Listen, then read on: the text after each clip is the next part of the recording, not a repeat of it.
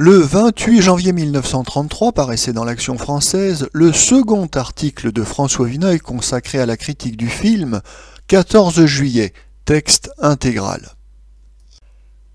Rarement Chronique nous aura valu une plus abondante correspondance que notre dernier article sur 14 juillet. Parmi nos lecteurs, les uns poussent l'enthousiasme jusqu'à nous reprocher de n'avoir pas affirmé que le nouveau film de René Clair était son chef-d'œuvre.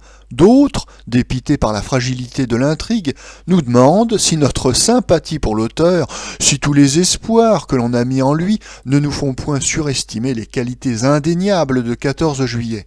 Tout cela nous semble quelque peu excessif et les réactions du public sont assez déroutantes. On a laissé passer, chez nous du moins, dans une quasi-indifférence, un film aussi passionnant que « À nous la liberté », qui appelait, lui, toutes les controverses, et l'on dispute avec âpreté autour de 14 juillet, spectacle de charme, d'humour simple et de discrète émotion, qui ne veut s'adresser qu'à nos yeux et notre cœur. Selon le goût plus ou moins prononcé que l'on a pour le métier raffiné de René Clair, on trouvera le film exactement mesuré ou un peu trop long pour son contenu. Après une seconde projection, nous pensons pour notre part que 2 ou 3 transitions gagneraient à être abrégées. Mais cela n'est pas une critique.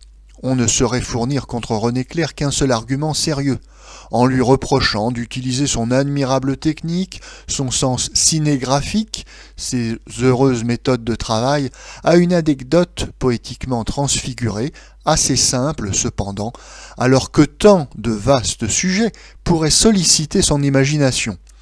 Mais comment, dans ce cas, n'a-t-on pas oublié dans « À nous la liberté » quelques inégalités d'exécution pour reconnaître la vigueur satirique du thème le plus large, le plus actuel que l'on ait jamais porté à l'écran.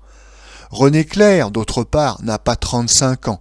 On pourrait s'inquiéter peut-être de ses réticences s'il ne songeait plus qu'à exploiter son renom, sa manière pimpante et légère, si l'on ne savait pas les projets audacieux qu'il médite, en parvenant à la maturité de son âge et de son art.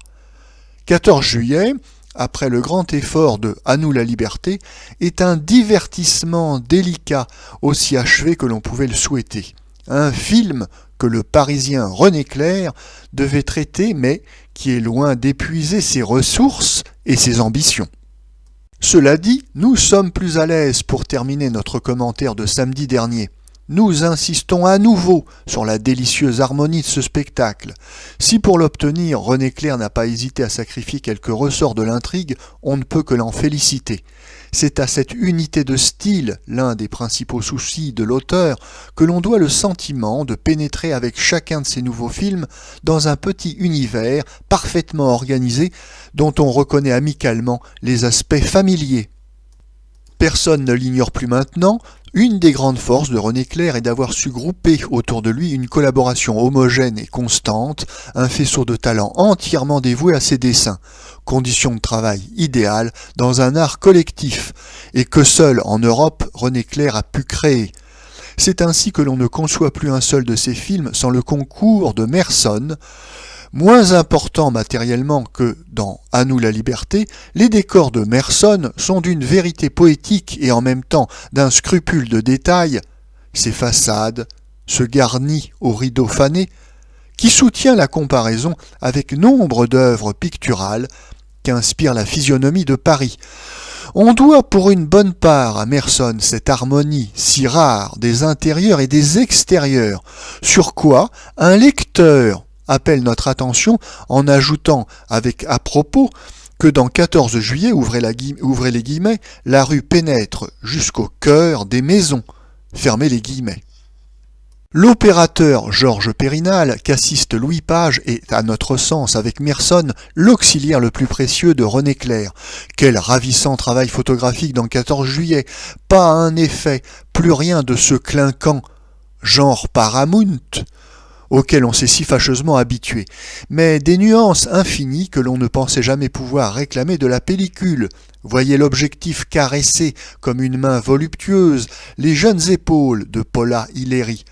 On retrouve, avec les images de 14 juillet, ces plaisirs plastiques que le cinéma muet nous dispensait généreusement.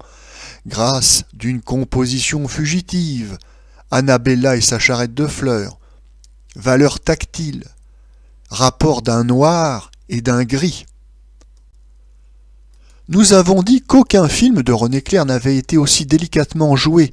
On pense que chacun comprendra maintenant ce que l'on veut dire lorsqu'on l'on affirme que personne en Europe ne dirige mieux ses acteurs, leur prodiguant des indications d'une netteté bien rare au studio, obtenant de tous les sacrifices en leur laissant la précieuse sensation de jouer dans leur tempérament. Il faut faire ici la part des fidèles compagnons de René Clair, le couple de Paul Olivier et de Raymond Cordy, impayable, si sympathique. L'exquis fantoche, dessiné par Paul Olivier, nous révèle chez lui une aptitude insoupçonnée à la clownerie poétique. Tout le petit peuple des silhouettes amusantes qui nous sont devenues familières depuis le chapeau de paille d'Italie. Ceux-là sont des collaborateurs de René Clair presque aussi souples et intuitifs que Merson et Périnal.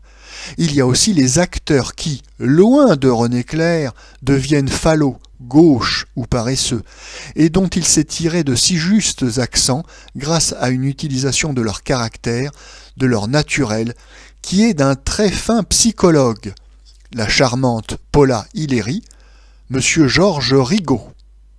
Quant à la délicieuse Annabella, la seule vraie jeune fille de notre écran, elle trouve dans son rôle de petite parisienne le succès personnel le plus vif et le plus mérité de toute sa carrière, et une juste revanche à la création de La Marie de Paul Féjos, où elle se défendit courageusement, mais qui lui convenait aussi peu que possible.